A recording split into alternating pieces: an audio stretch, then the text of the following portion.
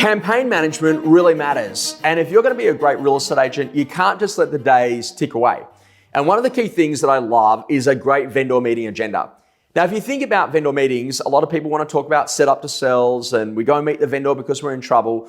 And I'm completely on the other side of that now because I just think, you know what? The best thing that you can do is to provide data and analytics, which actually allows owners to go and make positive decisions on their own.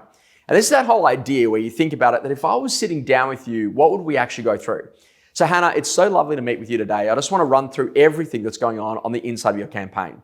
Let's have a quick look at the current market. The first idea is, what are the new listings that have come to market over the course of the last 7 days? Now, this is really critical data because if all of a sudden there's 10 new properties that are competing for the same buyer pool, that is ultimately going to have a significant issue when it comes to a sale price.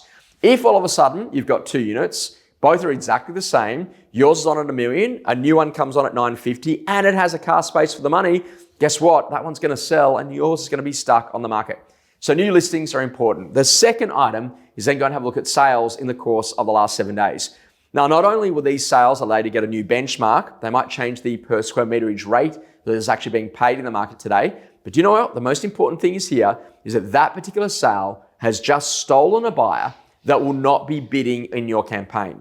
Now, this is really important because we're taking away the buyers that could ultimately be turning up on Saturday. And we need to be aware of what we're doing because if it's changing the buyer pool, then that will ultimately change our recommendations.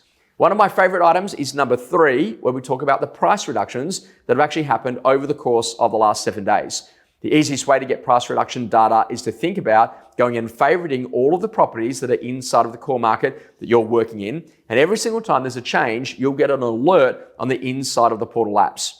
Now, this is such an important conversation because if I can sit there and I can show an owner that there's been 5, 10, 15 price reductions in their marketplace over the course of the last 7 days, and the average of those price reductions has been 3.8% or $38,000, when it comes to me asking for a price change, then that's going to be something that's going to be relatively easy. The next key conversations is to then think about all of the metrics that are going on inside of the campaign. The number of days on market, the inquiries, the inspections, the second inspections, the number of people that have bought copies of pest and building reports, requested changes to terms, got copies of contracts, made an offer on a property, or are registering to bid. And we go through each of those items, and now we've actually got a clear picture. So imagine about that. 10 inquiries, 10 inspections, and then 0, 0, 0, 0, 0, 0, to then ultimately go and show you that there's been 5 price reductions with an average of $38,000 each and 3.8%.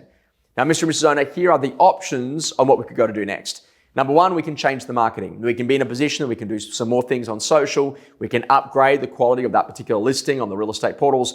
We can be in a position that we can do something with the photos and the videography. Then, in addition to that, number 2, we can do something around the sale method. That might be to push the auction date out. It might be to change it to an auction. And then the third thing that we can do is we can go to change the price.